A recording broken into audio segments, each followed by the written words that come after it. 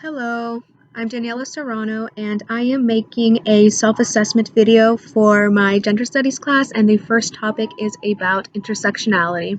So, I am a Latina woman of color, and because of those identities that everyone else can also identify, I have had some experiences, both positive and negative.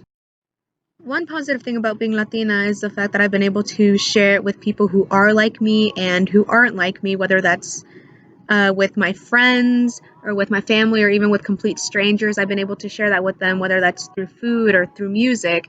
It's just how I was raised, it's how my parents grew up, and that's how we live our lives. But of course, there's always, some negatives that come with it.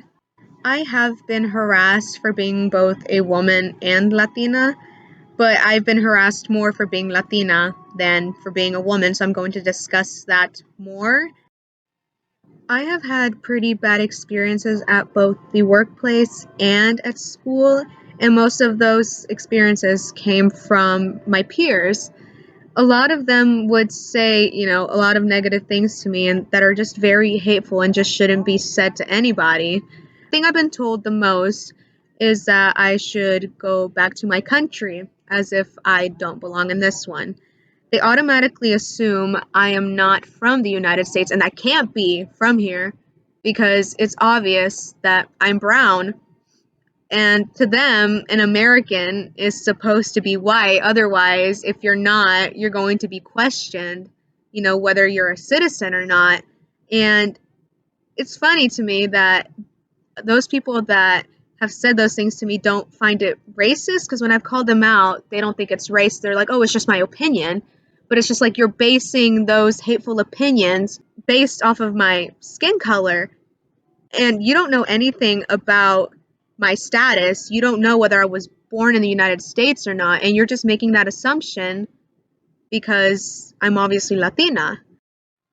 If my identity was opposite to what it is right now, I wouldn't be experiencing what I've gone through. So let's say if I was a white woman, I definitely wouldn't have had those hateful comments said to me because I'd be white. I wouldn't have people come up to me and tell me that I don't belong in this country and that I should go back to where I came from or anything along those lines. I wouldn't have experienced that as a white woman. But because I am a person of color, I do experience that. The second topic is about gender. So I identify as a woman, and I most definitely fit that binary of what being a woman is supposed to be. I am very feminine. I love wearing makeup. I love doing my hair. I love dressing up and accessorizing, and I fit into the mold of what a woman is supposed to look like.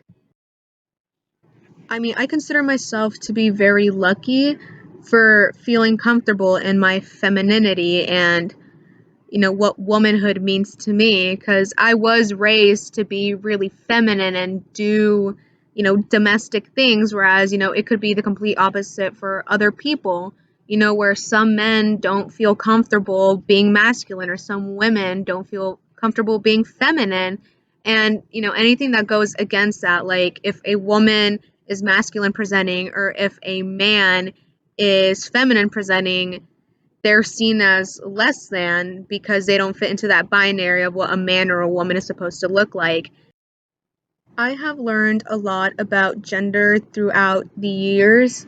I've definitely educated myself a lot more, and as time has gone by, I've been able to realize that gender is more than just man and woman or girl and boy, that it's on a spectrum and it doesn't have to be binary because it isn't. There is no biology that dictates that we're girl or boy or that we're feminine and masculine, and that there has to be a choice between those two, that you can be both or neither. You can still express yourself however you want and still be a man or a woman or non-binary or gender fluid or anything else in between. That just how you express yourself, it doesn't necessarily mean that you fit into one category of something. One topic that resonated with me was whenever we talked about what being intersex is. Me included, I don't think that most people are educated on what it means to be intersex or what it is. And I feel like it's important to talk about those things that we know hardly about. I don't necessarily think that this topic is complicated to talk about. I think it's pretty easy to learn about these things, just like it is to learn, math or science or whatever else there is to learn. I just think that people are ignorant and don't like learning about things that they're not used to or what they're accustomed to or what they are normalized to, because anything that's out of the ordinary, they fear it or they just don't like it because they're not familiar with it. I have definitely learned that it's a topic that isn't discussed enough, and I think should be, because it's not abnormal for someone to be intersex. I feel like it's just a topic that should be discussed more often, because I think it's so taboo and people know so little about it because it isn't discussed enough. People aren't educated about it enough, and some people don't even know what it is. I believe that we all have a job to do in society, and I feel like those of us who are more privileged than others have to stand up for those who aren't and shut down anything that is wrong. And I feel like the only way we can do that is by acknowledging our ignorance on certain topics. I will never know what it's like to be black. I will never know what it's like to be transgender or to be intersex. And I feel like the only way I can acknowledge or debunk any ignorant thought I have in my head is by educating myself more on those topics, because it's not anybody else's job to educate me on those things.